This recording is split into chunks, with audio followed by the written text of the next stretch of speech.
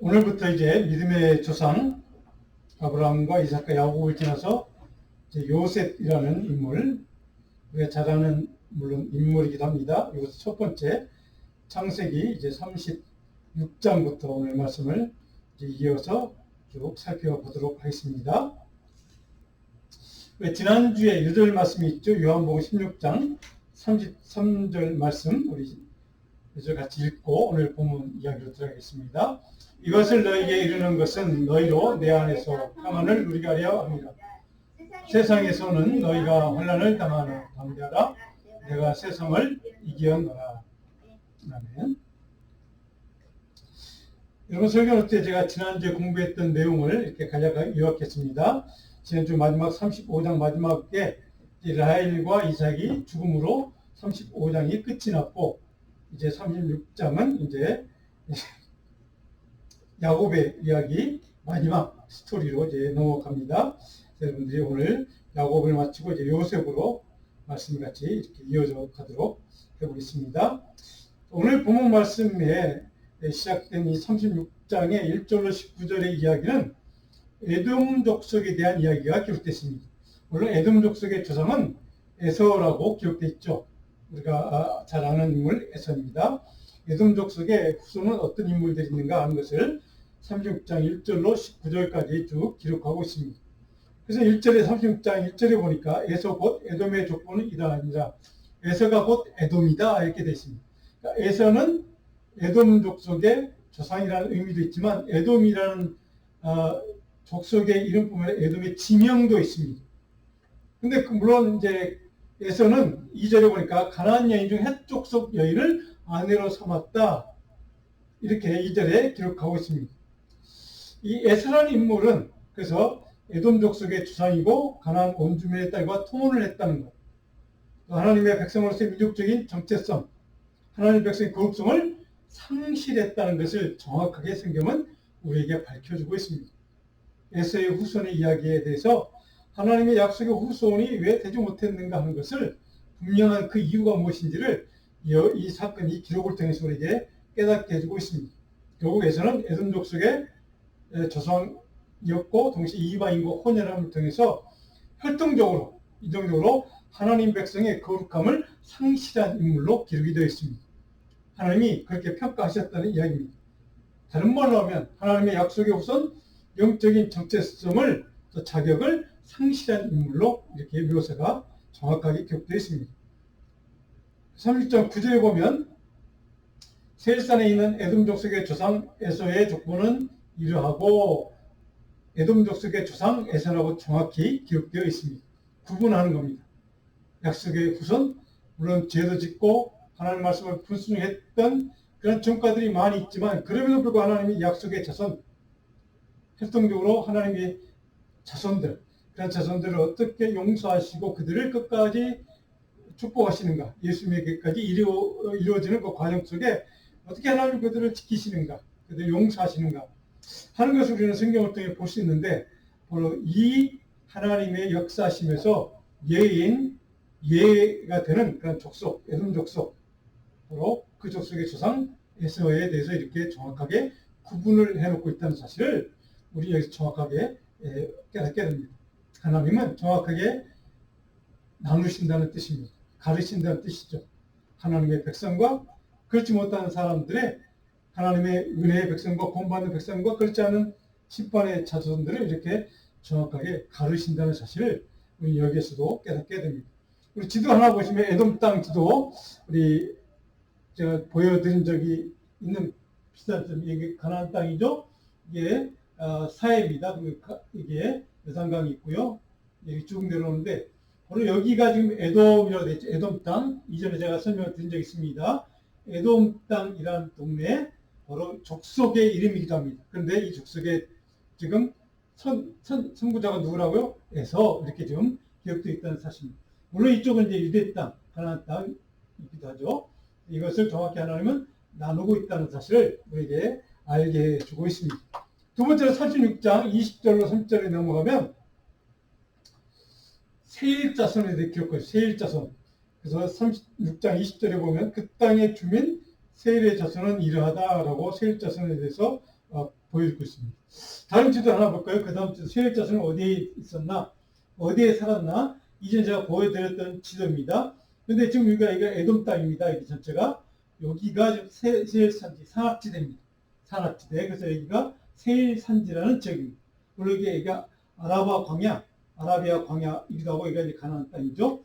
여기에 특별히 이 지역을 세일산지라고 해서 산지, 밸리입니다. 정확히 얘기하면. 거기에서 살았던 세일 자손에 대해서 이야기를 36장 후반절은 이렇게 우리에게 가르쳐주고 있습니다. 그 다음에 36장 마지막 31절로 43절까지 거기는 에돔 나라 왕들에 대해서, 에돔의 족속에 대해서 아까 설명이 나왔죠. 그 에돔 나라의 임금들에 대해서 쭉 설명이 소개가 되고 있습니다. 근데 이 에돔 나라 왕들을 소개할 때 36장 31절을 보시면 이렇게 시작합니다. 이스라엘 자손을 다스리는 왕이 있기 전에 훨씬 전부터 에돔 나라는 왕이라는 제도를 갖고 있고 왕이 통솔하고 통치했던 시대였다는 것을, 이스라엘보다는 굉장히 앞서 있는 그러한 문화를 갖고 있다, 통치 제도를 갖고 있다는 것을 여기서 밝혀주고 있습니다.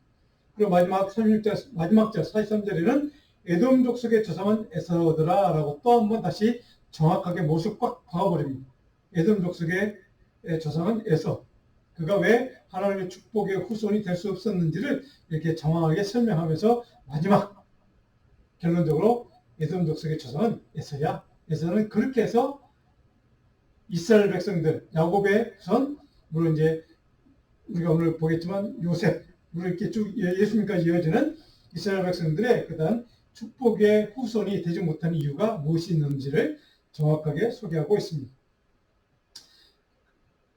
여기까지 이제 끝이 나고, 그 다음에 37장으로 가면 요셉이 이제 등장을 합니다. 요셉이라는 인물이 네 번째 믿음의 조상, 네 번째 인물이죠. 요셉의 이제 행정 어린 시절의 이야기가 37장에 기록되어 있는데, 우리 형제들 사이의 갈등 관계죠. 37장의 이제 전체 내용이 바로 그런 내용입니다.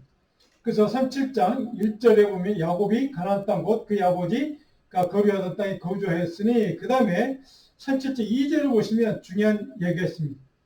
야곱의 족보는 이러하니라. 야곱의 족보라고 해놓고 요셉이 17세의 소년으로 요셉부터 시작이 됩니다.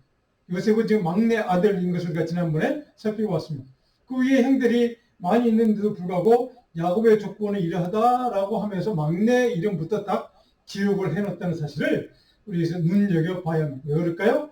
믿음의 조상의 반열에 들어가는 인물이기 때문이었습니다. 그 형들 다 아니었죠. 물론 12지파의 대표적인 족장의 대표이긴 하지만 어쨌든 요셉은 12지파의 족장도 아니죠. 그 두 아들이 12지파에 들어가게 되었지만, 그런 인물이 바로 여기에 야곱의 족보는 이러하니라 하면 첫 번째 등장하는 마지막 막내 아들을 이름을 여기다 이제 위치를 시켜놨다는 사실. 그리고 요셉이 그만큼 중요한 인물, 야곱의 족보를 이어가는 믿음의 조상의 족보를 이어가는 인물이 요셉이다 하는 것을 정확하게 우리에게 밝혀주고 있습니다. 근데 그가 어떤 나이 때부터 시작합니까? 17세 소년으로, 어린 나이죠. 청년의 때, 청소년 때죠. 그의 형들과 양을 칠 때에 그가 그들의 잘못을 아버지에게 말하더라. 자, 요셉의 성품을 이 한 짤막한 단락을 통해서 우리가 이해할 수 있죠.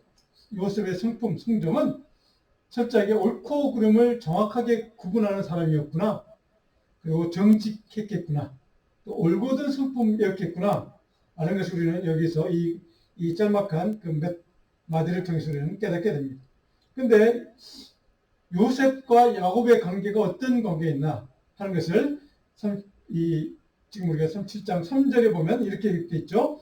요셉은 노년에 얻은 아들이므로 이스라엘이 여러 아들보다 그를 더 사랑함으로 그를 위하여 채색옷을 지었더니, 우리가 다 아는 얘기 아닙니까? 특별히 사랑받는 아들이었다는 것을 우리는 여기서 깨닫게 됩니다. 물론 그것이 요셉에게는 좋은 일이었지만 그 형들에게는 질투와 시기의 대상이 되고 말았죠. 그것이 이제 요셉의 고난의 시작의 동기가 됐습니다.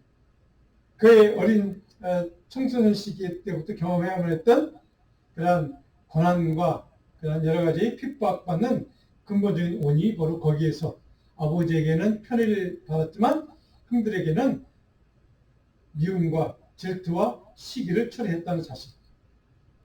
그 사절에 보니까 정확하게 이렇게 기록을 해 놓습니다. 그의 형들이 아버지가 형들보다 그를 더 사랑함을 보고 그를 미워했다. 이렇게 정확하게 표현하고 있습니다. 요셉의 정직한 성품에 대해서 형들이 싫어했다는 의미이기도 합니다. 아버지가 고자질한 것을 보고 좀 나쁜 것, 조금 그냥 자기들끼리 웬만하면 눈 감아줄 수도 있을 법한 그런 행동들도 아버지에게 가서 이제 고자질했다는 것 때문에 형들은 미워했고, 그것을 보면 우리 요셉의 성품이 어땠는가를 우리는 알 수 있고, 그것 때문에 그들은 서로 갈등할 수밖에 없었다는 사실을 우리는 보게 됩니다.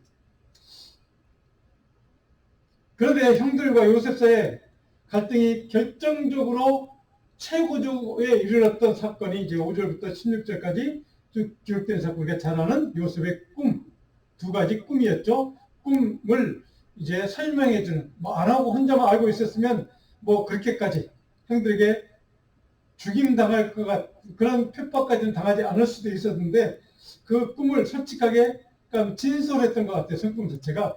그래서 솔직하게 그 꿈을 형들에게도 얘기하고, 두 번째 꿈은 아버지에게도, 형들에게도 얘기했던 것 때문에 더 미움을 받은 이야기를 우리는 잘 알고 있습니다. 첫 번째 꿈이 무엇입니까? 형님들의 곡식단이 나를 둘러싸고 나에게 잘하도다. 이런 내용 아닙니까? 그래서 그 형들 그 얘기 듣자마자 열받았죠. 내가 참으로 우리 왕이냐? 야, 네가 우리 대장 될 거니? 네 막내인데 우리보다 더 위에 있어서 우리가 너한테 잘한단 말이냐? 그래서 더욱 그를 미워했다고 성경은 기록해주고 있습니다. 요셉의 꿈에 대해서 형들은 그것을 듣자마자 동생이 무릎 꿇어야만 한 주종관계를 해석을 했습니다.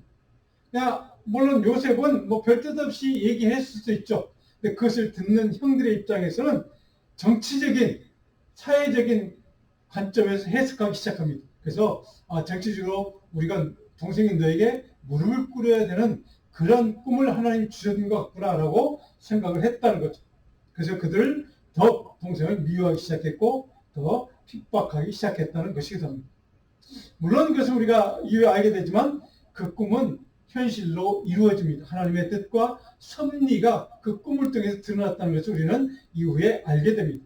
그것은 하나님의 계시였고 하나님의 뜻과 섭리를 요셉의 꿈을 통해서 드러내는 것, 이걸 우리는 훗날 깨닫게 됩니다.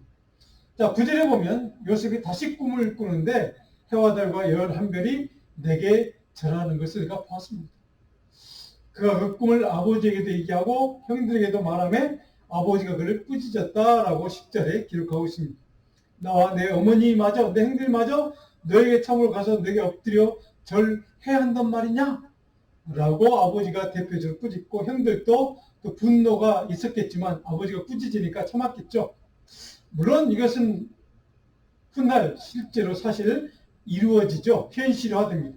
언제 그렇습니까? 우리가 앞으로 살펴보겠지만 가뭄이 들었을 때, 그렇죠? 그때 가뭄이 들어서 곡식을 구해도 곡식이 없어서 이제 애굽이라는 나라로 가서 이제 거기서 자기 총리가 된 요셉을 만나서 그 동생인 줄 모르고 총리인 그 권력자 앞에서 무릎 꿇게 되는 그런 현실로 이루어진 것을 우리는 성경을 통해 잘 알고 있습니다. 자, 어쨌든 형들은 사회 정치적인 관점에서 이 꿈을 해석했죠. 그리고 주종관계로 섬겨야 된다고 그들은 그렇게 받아들인 겁니다. 그에 대해서 37장 11절은 정확하게 이렇게 다시 한번 못을 박습니다. 그의 형들은 시기하되 그의 아버지는 그 말을 간직해 뒀다. 형들은 그 얘기에 대해서 두 번째 꿈에 대해서도 시기와 질투하는 마음으로 받아들였지만 야곱은 그 꿈에 대해서 요셉을 꾸짖기는 했지만 두 번째 꿈을 들었을 때 그의 아버지는 그 말을 간직해 두었다라고 성경은 기록해주고 있습니다. 이 간직했다는 말은 셔마라는 말입니다. 관찰했다는 뜻입니다. 쉬운 얘기를 끊으면 신중하게 생각하고 관심을 갖고 그 말을 마음속에 새겨두고 그 말이 어떻게 되는지를 주의 깊게 살펴보는 것. 이것이 바로 이렇게 셔마라는 동사에 들어있는 뜻입니다. 그러니까 아버지는 그 요셉 막내 아들의 그 꿈 이야기, 두 가지 꿈 이야기를 마음속에 새겨두었다는 거죠. 어떻게 저 꿈이, 저 말이 이루어진지 내가 끝까지 지켜볼 거라고, 그런 마음으로, 긍정적인 마음으로 하나님이 저 꿈을 통해 저 아이의 미래에 대해서, 섭리에 대해서, 하나님의 뜻에 대해서 알려주신다고 그는 믿었던 것 같습니다. 그래서 그것을 마음에 새겨두고 그렇게 지금 끝까지 지켜봤다는 의미이기도 하죠. 성취가 될 것이라는 관점에서 그 아버지는 그 꿈을 받아들였던 겁니다. 물론 그 형들은 절대 이루어질 수 없다는 부정적인 관점에서 그 꿈을 부정적으로 받아들이게 되었죠. 첫째, 야곱이 그러면 그 막내 아들 요셉의 꿈을 내 마음속 깊이 간직해 두었을까? 기억했을까? 그나마 그 꿈 이야기를 듣는 순간 저것은 하나님의 섭리가 계시된 거야. 하나님이 주신 꿈이라는 것을 그는 아마 그냥 알았던 것 같습니다. 왜요? 그 자신이 베델의 꿈, 우리가 지난번에 살펴봤던 베델에서 하나님 만났던 꿈, 오르락내리락 천사들 하는 그 사닥들 오르락내리락 그 꿈을 통해서 하나님이 그를 찾아와 주셨고 만나 주셨고, 바로 그를 하나님의 뜻과 계획 속으로 들어가게 하셔서 바로 그 약속을 이루어 가시는 것을 스스로 몸소 그는 경험했기 때문에, 저것은 막내 아들 요셉을 향한 하나님의 뜻과 섭리가 드러난 것인 것을 그는 그냥 알았던 것 같습니다. 그래서 마음속에 기억하고 간직했다는 이야기입니다.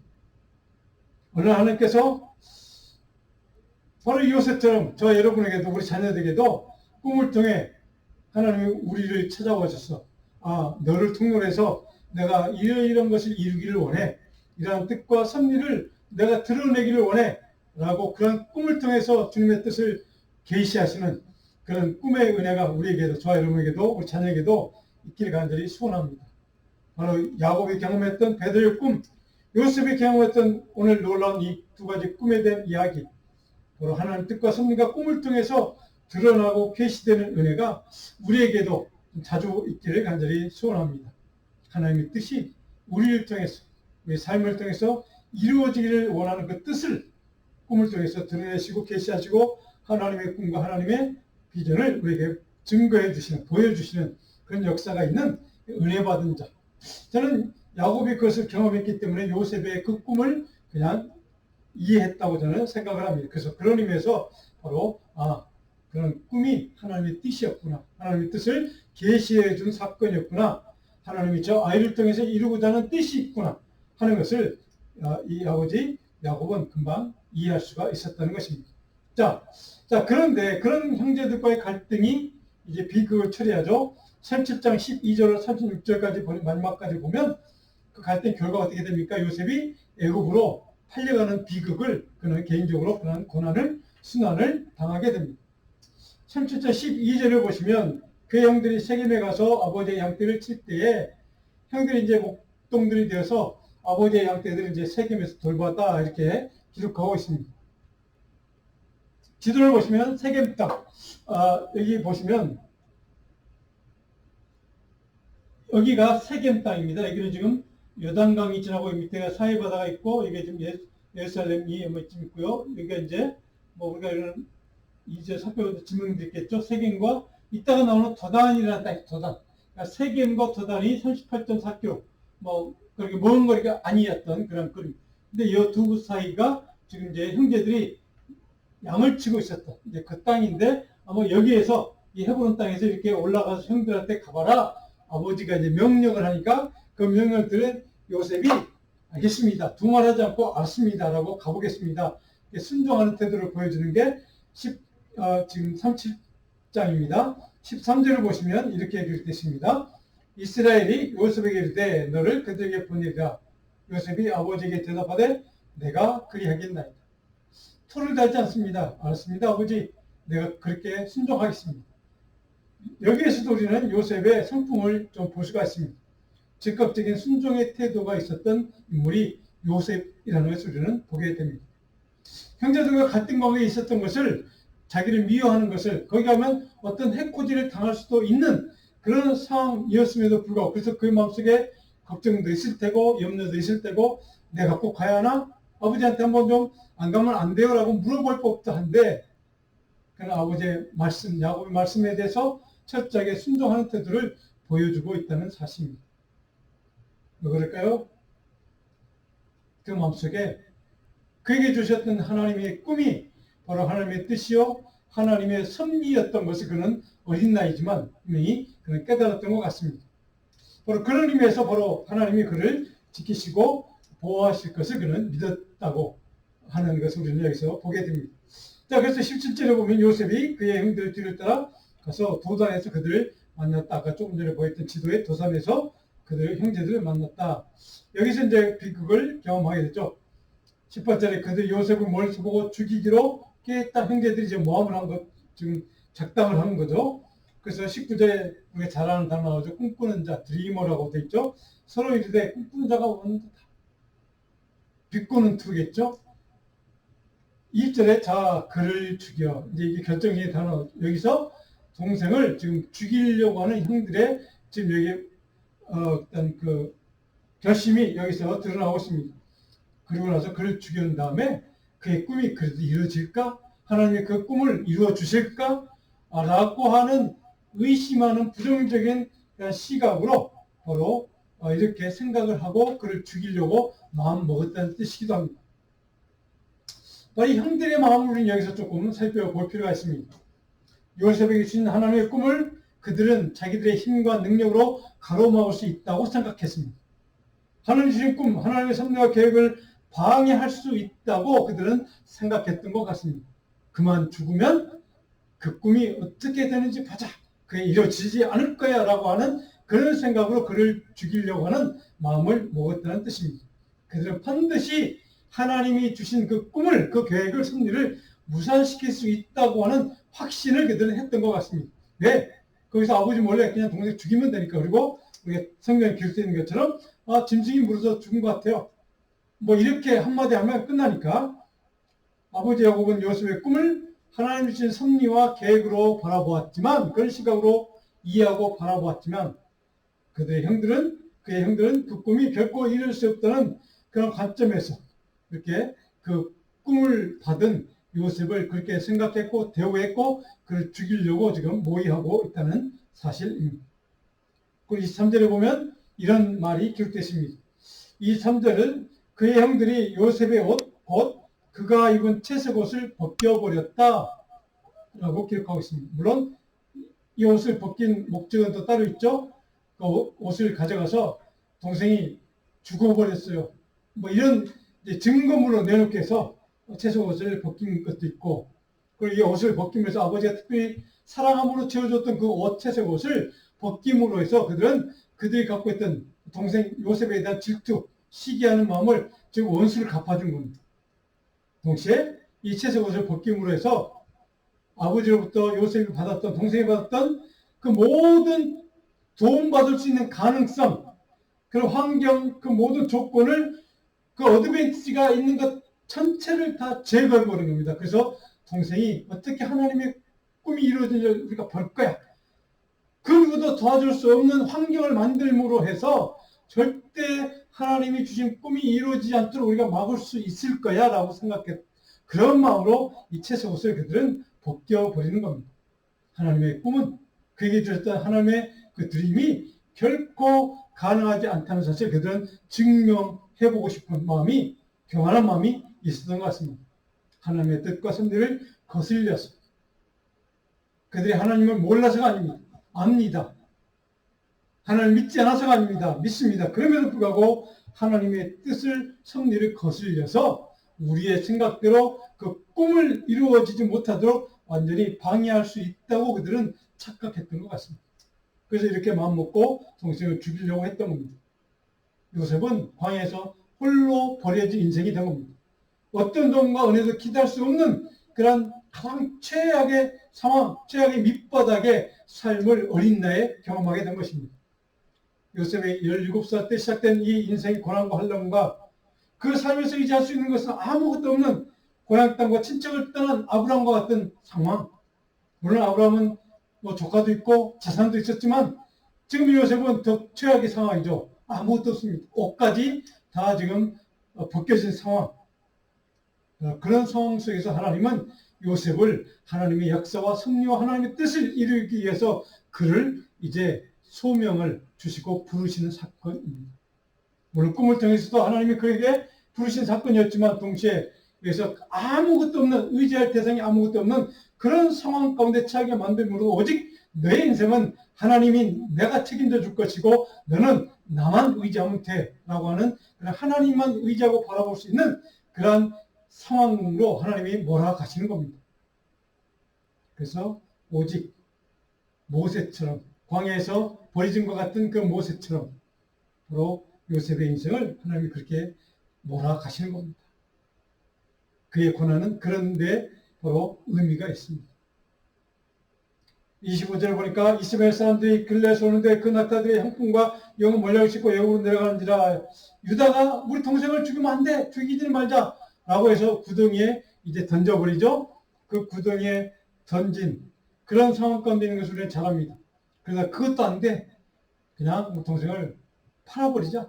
저 대상들, 그러니까 무역 사막으로 가는 그 무역 상인들을 그 상인들에게 그냥 돈 좀 받고 팔아버리자 라고 해서 팔아버리는 사건을 우리는 이제 알고 있습니다. 자, 유다는 동생을 죽이지는 말자라고 간절히 호소합니다. 형들 가운데. 그래서 그를 살려냈죠. 우리는 유다의 자비로운 마음, 긍휼의 마음을 여기서 우리는 배우게 됩니다. 유다는 그런 마음이 있었다는 겁니다. 그래서 우리가 조금 이따 살펴볼 38장에는 바로 유다의 그런 긍휼의 마음을 기록하고 있는 사건이 기록되고 있는 것을 우리가 보게 됩니다.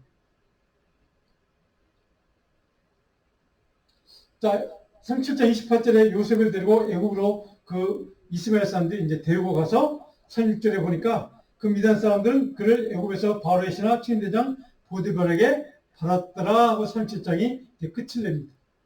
그래서 39장에 다시 이제 이어진 이야기가 이제 계속됩니다. 자, 여기에서 바로 하나님의 역사, 하나님의 뜻과 섭리는 이미 시작된 것을 우리는 보게 됩니다. 하나님은 철저하게 계산해서 자신의 뜻과 계획과 섭리를 이렇게 이루어가고 있다는 사실을 우리는 깨닫게 됩니다. 하나님의 구원의 역사, 이스라엘 백성들의 구원을 위한 역사는 바로 이처럼 그런 고난을 통해서, 환난을 통해서 요셉에게는 환난이고 고통이고 아픔이었지만 하나님은 그런 고통과 환난과 아픔을 통해서 하나님의 구원의 역사를 이루어가는 통로로 그를 사용하셨다는 사실입니다. 바로 이것이 하나님의 구원의 은총이요 은혜의 역사였다는 사실입니다. 우리 38장 우리의 다음 시간에 살펴볼 내용인데요. 자, 우리가 여기까지 요셉의 37장까지만 나와 있는 어린 시절의 요셉의 인생 이야기를 통해서 우리가 깨닫는 그런 교훈이 하나 있습니다. 고린도후서 1장 4절 6절 우리 스크린 보시고 바로 요셉의 어린 시절의 고난을 통해서 하나님은 하나님의 뜻과 섭리를 이루어가는 통로로 사용하셨다면 신약시대 사도 바울은 그 인생의 환난을 어떻게 해석하는가, 어떤 시각과 관점으로 우리 인생의 환난을 바라보는가. 고린도후서 여러 가지 신약 성경에 기록이 있지만 고린도후서에 있는 바울의 시각을 우리가 좀 같이 살펴보려고 합니다. 1장 4절 6절 같이 한번 읽어볼까요? 우리의 모든 환난 중에서 우리를 이루하사 우리로 하여금 하나님께 받는 유로로서 모든 환난 중에 있는 자들을 능히 이루하게 하시는 우리가 환난 당하는 것도 너희가 이루와 구원을 받게 하려는 것이요 이 이루가 너희 속에 역사하여 고난을 너희도 견디게 하는 자. 아멘. 자, 이 말씀을 좀 기억했으면 좋겠습니다. 바울사 역시 요셉의 어린 시절에 그 환난과 그게 주었던 고난과 순환을 통로로 해서 하나님의 뜻과 섭리를 이루어가는 그러한 과정, 하나님의 은혜의 역사로 보았다는 것을 우리가 살펴봤습니다. 바울사도 역시 우리 인생에 경험하는 모든 환난과 순환과 고통, 환난, 이 모든 것들은 하나님이 우리에게 이루를 주기 위한 통로라는 사실. 환난을 당하는 것도 바로 우리에게 환난과 구원을 받도록 바울 자신의 환난을 통해서 우리에게 그런 이루를 주기 위한 통로로 사용하시는 것을 나는 개인적으로 체험을 통해 깨닫고 있다는 것을 성도들에게 이렇게 증언하고 있습니다. 그리고 그렇게 이루하는 바울의 이루를 통해서 고린도교회 성도들에게 너희 속에 이 이루가 역사하기를 나는 원한다. 그것을 믿는다. 그리고 그 고난을 너희도 그 이루를 받음으로 너희가 견디게 할 것을 나는 믿는다고 바울은 이렇게 그 고린도 성도들 향해서 우리에게 향해서 바로 우리 인생이 경험하는 고난과 환난을 이런 시각으로 바라보기를 간절히 소원하고 있습니다. 자, 그런 유명한 자기 삶의 고난을 바로 믿음의 시각으로 바라보았던 한 인물이 있죠. 역대기상 4장 10절 우리 야베스의 기도라고 알려져 있던 역대기상 같이 한번 읽어봅니다. 야베스가 이스라엘 하나님 아래요 이때 주께서 내게 복을 주시려거든 나의 지역을 넓히시고 주의 손으로 나를 도우사 나로 환난을 벗어나 내게 근심이 없게 하옵소서 했더니 하나님이 그가 구하는 것을 허락하셨더라. 아멘. 내 인생의 환난을 벗어나게 내 근심이 없도록 하나님의 은혜와 국민의 삶으로 바꿔 주십시오라고 간절히 기도했던 야베스의 기도를 하나님은 허락해 주셨다. 아멘. 우리 인생의 환난과 고난과 어려움, 핍박 이런 것들 이러한 시각과 이러한 관점으로 바라볼 수 있다면 우리가 바로 요셉의 인생을 통해 그를 통로로 하나님이 이루었던 섭리와 뜻과 구원의 역사 역대기상에 있는 야베스의 간과 손과 갈망처럼 바로 우리 삶에 경험하는 그 모든 것들을 바로 하나님의 위로와 하나님의 긍휼과 하나님의 은혜로 채워주시고 그것을 변화시켜서 바꿔오셔서 하나님의 풍성한 은혜 받은 자로 살 수 있도록 위로하시고 그 길을 베풀어 주시는 하나님의 은총 바로 이것을 우리가 날마다 경험하는 복된 하나님의 사랑 하나님의 은혜와 위로를 입는 백성들이 되기를 간절히 소원하고 축원합니다. 우리의 삶 속에 그런 하나님의 은혜 받은 삶이 하나님의 위로와 능력과 긍휼을 경험하는 삶이 충만하게 임할 수 있다면 바로 그것은 바로 하나님이 우리를 통해서 우리 이웃 사람들에게도 그 은혜와 긍휼과 사랑을 같이 나눌 수 있는 통로로 우리를 사용하시기 위한 우리를 그렇게 쓰임받도록 하시기 위한 통로로 사용하기 위한 하나님의 그러한 섭리가 있음을 우리 믿고 그 믿음을 통해서 하나님 앞에서 우리 이웃 사람들에게 긍휼과 은혜를 같이 나눌 수 있는 넉넉한 사랑의 은혜, 긍휼의 통로로 쓰임받도록 우리를 축복해달라고 이 시간 같이 기도했으면 좋겠습니다. 이 말씀을 기억하시면서 오늘 잠깐 요셉의 젊은 날 통해서 주시는 하나님의 혼란과 그런 고난과 고통이 하나님의 뜻과 섭리를 이루어가는 통로였음을, 과정이었음을 깨닫게 하신 하나님, 야곱의 그 마음속에 간직했던, 그 마음속 깊이 간직했다라고 했던 그 야곱처럼 우리 마음속에 하나님 주신 꿈과 뜻을 늘 기억하고 간직함으로 하나님 앞에서 그것이 이루어지는 것을 경험할 수 있는, 또 체험할 수 있는 복된 믿음의 삶을 살 수 있도록 긍휼과 은혜를 입는 복된 자녀의 삶을 살 수 있도록 우리에게 오늘 큰 은혜로 채워달라고 같이 기도했으면 좋겠습니다.